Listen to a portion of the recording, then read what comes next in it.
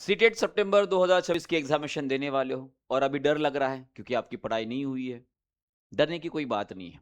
आपको इस बचे हुए 20 दिन के अंदर क्या करना है इसका एग्जैक्ट पूरा मैं शेड्यूल बना के देने वाला हूँ।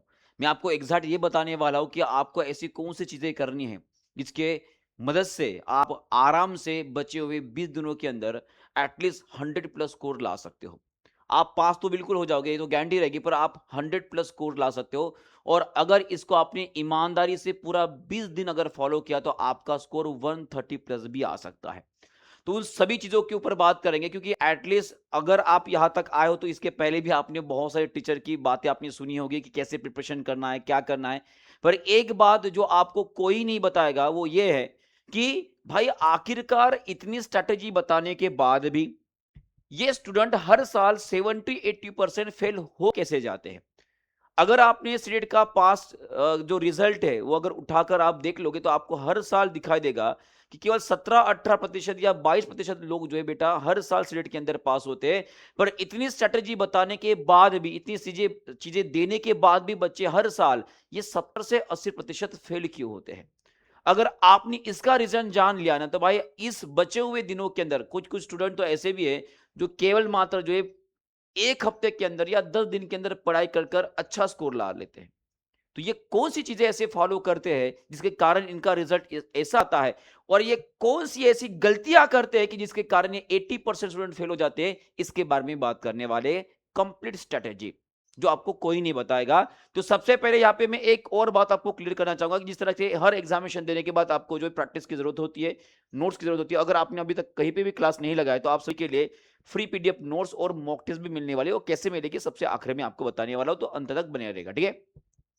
तो अगर इसके बारे में आपने सोचा होगा तो सबसे 4 चीजें जिसके ऊपर आपको फोकस करें, 4 चीजें। अगर ये 4 चीजें आपने कर ली ना भाई, आपका स्टेट का जो भाई साहब जो गंगा पार है वो आप कर चुके हो, ऐसे समझ लीजिएगा।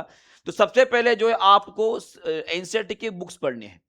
फिर आपको पीवाईक्यू के ऊपर ध्यान देना है। फिर जो पीवाईक्यू पढ़ने के बाद जो मोस्ट इंपोर्टेंट टॉपिक होते हैं जो बार बार रिपीट होते हैं भाई उनके ऊपर ध्यान देना है। और सबसे इंपॉर्टेंट जिसके ऊपर आप ध्यान नहीं देते हो, जो जिसके कारण ना बल्कि आप सीट का पूरा पेपर नहीं देख पाते हो और ना ही भाई साहब वहां पे तुक्के मार के आ जाते हो। यहाँ पे कई सारे ऐसे विद्यार्थी होंगे जो मुझे देख रहे हैं, जो जो अभी तक शायद पहला और दूसरा अटेम्प्ट हो सकता है, जिन्होंने अभी तक सीटेट का पूरा पेपर अपने बचे हुए जो 150 मिनट का पेपर होता है उसके अंदर 150 क्वेश्चन भी नहीं देख पाते। वो इसी रीजन की वजह से आपको बताऊंगा कि किस तरह से शॉर्ट ट्रिक से, शॉर्ट मेथड से आप इस क्वेश्चन को सॉल्व कर सकते हो और 150 में से 150 क्वेश्चन को अटेम्प्ट कर पाओ। तो एक एक बात के ऊपर हम बात करते हैं। तो सबसे पहले आपको बताना चाहूंगा कि आपको 6वीं से लेकर 8वीं कक्षा की पूरी एनसीईआरटी पढ़नी है। अब बोलोगे सर एनसीईआरटी पढ़ने का भी टाइम तो नहीं है। तो अगर ये आपका अगर दिक्कत है तो याद है, आपको बताना चाहूंगा कि अभी बहुत जल्दी जो है आपके यूट्यूब के ऊपर जो है हम एनसीईआरटी सीरीज शुरू करने वाले हैं। एनसीईआरटी सीरीज जिसके अंदर 6वीं, उसके बाद 7वीं और 8वीं एनसीईआरटी की जितने भी इंपॉर्टेंट टॉपिक है हम आपको टीचिंग परीक्षा के ऊपर फ्री में पढ़ाने वाले हैं। तो अभी के अभी सब्सक्राइब कर लो और जैसे क्लासेस लग जाती है आपको नोटिफिकेशन मिल जाए, इसलिए नोटिफिकेशन बिल भी स्टार्ट कर लेना। अगर आप एनसीईआरटी बचे हुए दिनों के अंदर भाई नहीं पढ़ सकते हो या आप भाई साहब कहीं पर जॉब कर रहे हो तो टेंशन लेने का नहीं, सब्सक्राइब करके रख देना, वो आपको कवर करवा के दे देंगे। और उसी तरह से अगर आप पेपर 2 की तैयारी कर रहे हो तो पेपर 2 के लिए आपको एटलीस्ट जो है 10वीं कक्षा तक जो आपको पढ़ना पड़ेगा। 6वीं से 8वीं 8वीं तो पढ़ना ही पढ़ना है, पर 10वीं कक्षा के कुछ ऐसे टॉपिक होते हैं जो आपको पढ़ना ही पड़ेगा। फिर एनसीईआरटी के जितने भी पीछे में एक्सरसाइज के क्वेश्चन दिए सभी को सॉल्व करना है। और मोस्ट इंपोर्टेंट अगर आप पेपर 2 की तैयारी कर रहे हो और जनरली अगर आप मैथ्स और साइंस की अगर तैयारी कर रहे हो तो हमारे सीबीएसई की ओर से एनसीईआरटी की एक एग्जाम्पलर नाम की एक सीरीज आपको फ्री में हमारे एनसीईआरटी के ऑफिशियल वेबसाइट के ऊपर मिल जाते हैं। अब उन क्वेश्चंस को एक बार देख लीजिएगा, आपको कई सारे ऐसे क्वेश्चंस मिलेंगे जो जैसे के वैसे हमारे सीटेट की एग्जामिनेशन में कॉपी किए गए। इसका मतलब ये वो एक हमारा पीवाईक्यू या एमसीक्यू का वो एक सेट है जो आपको करना, इसकी प्रैक्टिस करना बहुत जरूरी है। तो ये हो गया आपके एनसीईआरटी के बारे में, ठीक है। फिर बात करते हैं जो कि भाई हर कोई मिस कर लेता है, वो है आपके पीवाईक्यू। आप कुछ करो ना करो, मुझे आपको एनसीईआरटी नहीं पढ़नी भाई मत पढ़ो, कोई दिक्कत नहीं है, पर आपको पीवाईक्यू पढ़ने हैं। बिना पीवाईक्यू पढ़े आप सीटेट के एग्जामिनेशन पास ही नहीं कर पाओगे। मेरा चैलेंज है, पास ही नहीं हो पाएगा। तो कितने साल के, तो एटलीस्ट कम से कम 2021 के बाद जितनी भी हमारी एग्जामिनेशन हुई, जितने भी हमारे शिफ्ट हुए, इन सभी एग्जामिनेशन के क्वेश्चन को आपको पढ़ लेना है। अगर ये आप नहीं पढ़े तो भाई साहब आपका सीट पास होना बड़ा मुश्किल हो जाएगा, और 130 प्लस के अगर सपने देख रहे हो तो भाई भूल जाओ। ठीक है, फिर यहां पर जो आपको एक ये भी आपका एक टारगेट होना चाहिए कि सर पीवाईक्यू तो आप देख लोगे, सॉल्व कर लोगे, पर डेली के आपको जो है 200 क्वेश्चन भी आपको सॉल्व करते रहना है। ठीक है, अब ये कहीं से भी करो भाई साहब, यूट्यूब का कोई एक चैनल सब्सक्राइब कर लो जिसके ऊपर आपको ये सब कुछ दिया जा रहा है। आपको टीचिंग प्रेशर के ऐप के अंदर भी ये सब कुछ आप हम दे रहे हैं, आपको दे रहे हैं, जिसके अंदर आपको डेली प्रैक्टिस आप कर सकते हो। ठीक है, अब ये भी आपके लिए हमने करवा दिया, इसका मतलब पूरा पास आपको हम करवा के छोड़ेंगे, बस आपको आना है और पढ़ना है, फ्री का, कोई पैसा नहीं लगने वाला है। ठीक है, तो ये बात आपको ध्यान में रखनी है। तो पिछले 5 साल के पूरे पीवाईक्यू आपको पढ़ने हैं, और पीवाईक्यू सिर्फ पढ़ना नहीं है भाई साहब, उसके 4 ऑप्शन को भी एक बार टैकल करके देख लेना है, ताकि आपका एनालिसिस भी कंप्लीट हो जाए। क्योंकि ये जब एनालिसिस आप करोगे ना, तब जाकर आपको समझ में आएगा कि ऐसे कौन से टॉपिक है जो हमारे सिलेट के अंदर सबसे ज्यादा रिपीट हुए हैं। अब ऐसे टॉपिक अगर आप हाईलाइट करके रखोगे, तो अंत में जो आखिर के आपके 4-5 दिन बाकी रहेंगे, तो वहां पे यही टॉपिक भाई साहब आपको पास होने में हेल्प करेंगे, क्योंकि यही टॉपिक से बार बार सवाल कुछ ना कुछ चेंजेस करके सीटेट हमेशा पूछता आया है।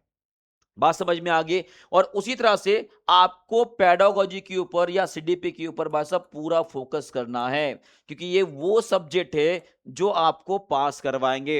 और अगर आप सपना देख रहे हो या पेपर 1 रहे या पेपर 2 रहे, आपका 130 प्लस का सपना अगर देख रहे हो, तो भाई इनके बिना 130 प्लस आना नामुमकिन है। ठीक है, तो याद रखिएगा, सीडीपी और पेडागोजी को बिल्कुल बिल्कुल भी आपको निगलेक्ट नहीं करना है, बिल्कुल भी निगलेक्ट नहीं करना है। मैंने अक्सर देखा है कि सर सीडीपी और पेडागोजी सबसे आखिर में पढ़ते हैं, ठीक है, जिसके अंदर वो थ्योरी पढ़ते हैं। पर मैं आपको एक सलाह देना चाहूंगा कि अगर आपको सीडीपी और पेडागोजी के अंदर पूरे में से पूरे मार्क्स लेने हैं ना, तो पिछले पूरे 10 साल के, पिछले लास्ट 10 साल के जितने भी पीवाईक्यू अभी तक पूछे गए, उन सभी पीवाईक्यू को आप पढ़ लो, इसका एनालिसिस कर लो, इसके बाद आपका कुछ भी नहीं पूछेगा। बस आपको इतना ही करना है, अगर आपको सीडीपी और पेडागोजी के अंदर पूरे में से पूरे मार्क्स लेना है।